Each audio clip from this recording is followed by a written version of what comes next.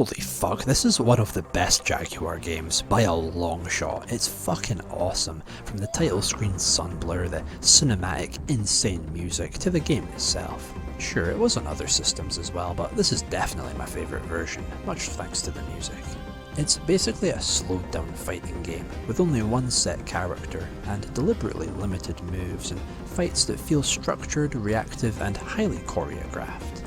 All your attacks, punches, crouches, and jumps carry a different momentum and hit different heights, all useful in their own ways. Jump kicks launch you in a way that can easily go past your opponent, while high jump punches are like a close range slam down. Your standing kick is a good overall and nice for starting hits, and punches are good for keeping up the combos. Crouch attacks for defense and pushing away opponents, and this all-purpose big spin kick that was hugely fun to pull off.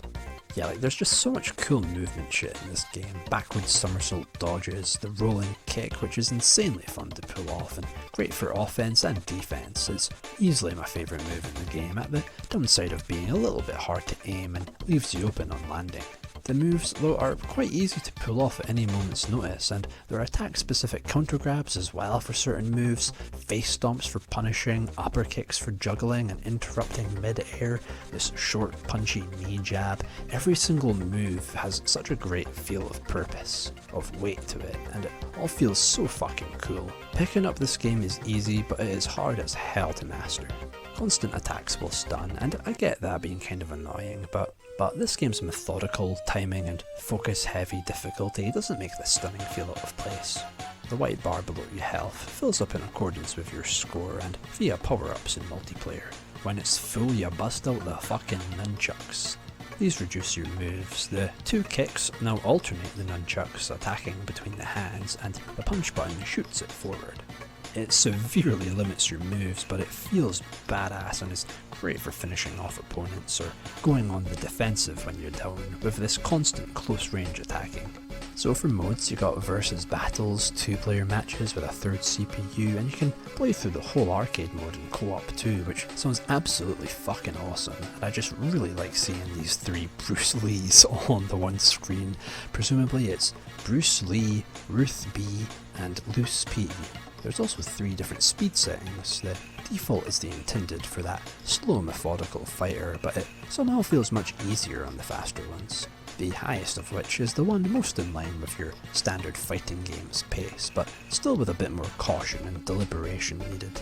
This game's just got cool Neo Geo energy. The backgrounds are bright and detailed, and the character sprites are fluent and smooth. And yes, my god, the music goes so insanely fucking hard. It's cinematic yet full of these balls hard fills and syncopations to the rhythm, this incredible drum heavy percussiveness with all these flourishes, just like battle themes from a highly stylized martial arts RPG. While other tracks are more groovy ass bassy synths, flaring riffs with dancing arpeggios, peak arcade type shit with just this awesome high energy smoothness. Now, I've never actually watched any Bruce Lee films, but goddamn do I ever want to now. This is based off a sort of Bruce Lee semi-biographical film, so I guess technically this is a licensed movie tie-in game. The opening fight is at a busy festival hall. Glowing fish lights and concerned people and chefs have all come out to watch you get your shit kicked in by a sailor. Then comes a cleaver-wielding chef in his grotty kitchen who drags us all back with his identical twin. 2-on-1 seems unfair, but my god, it just makes the action even more badass and flowing. Fight 3 is in the gym, and this is where shit starts to really get hard and makes it seem like the opponents can read you, countering your moves with brutal precision. Stage 4 is another one-on-one against a fellow martial arts bro. I like the ominous room of this strange council watching our duel from above. And this is where the game ends on easy mode. Yeah, that's probably my only real complaint in this game. It's one of those that only lets you see everything if you're playing on hard mode. Normal mode blocks only on the next level too. I mean, the game's challenging on any setting, and I get why this is done, but my problem is that you're never really told about this unexpected roadblock until you get to it, so it just kinda ends up wasting your time. So yeah, just leave that difficulty on hard mode. Stage 5, the film set, is as far as I can currently get to in said hard mode. It's another 2-on-1 fight in a steep snow-capped mountain range. The two enemies have some really big rangy attacks, but aren't the most aggressive. I can get fairly close to winning, but having to fight all the stages over again before this one, it really slows things down a bit. But all the opponents have the same basic skills and moves, so even the first fights still make for a good practice for the later ones. It's a constant challenge on all fronts. Beating this game is like a long-term goal. But the feeling of skillful, highly choreographed combat you get is badass. It demands focus and precision, but it's a game you'd want to get good at. But for now, I've still got other Jaguar games to play, so the ninja girls will have to wait.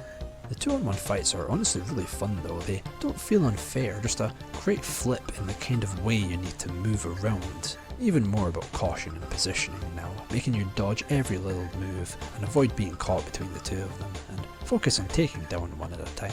The bonus stage is thrown between every 2 or 3 levels and provides some nice stun time. You just bonk the sticks at the right height as they pass. It's just for the nunchuck points, but it's a nice little workshop we're in.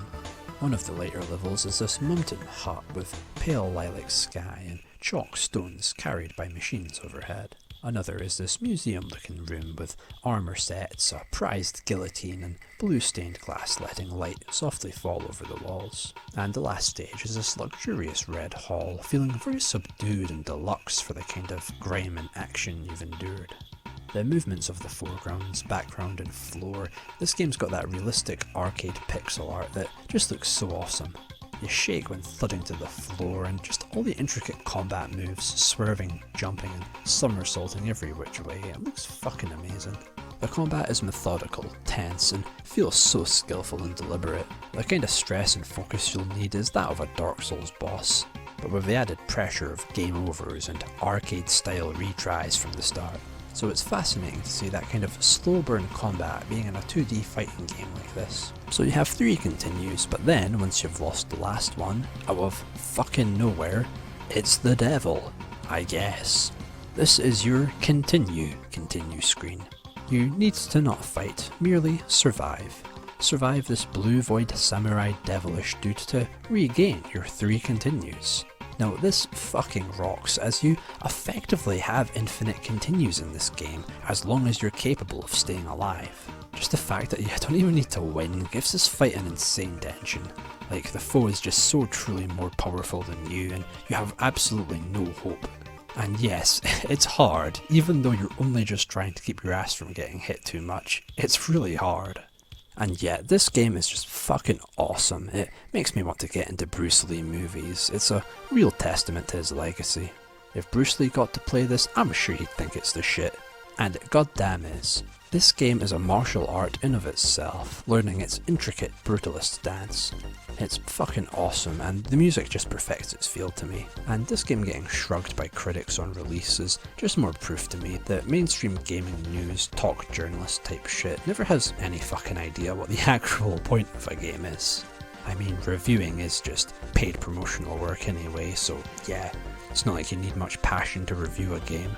Like, dude, this isn't Street Fighter, this isn't even a tournament fighter. It's a weighty, cinematic, stylish, ballsy as fuck choreographed martial arts sim.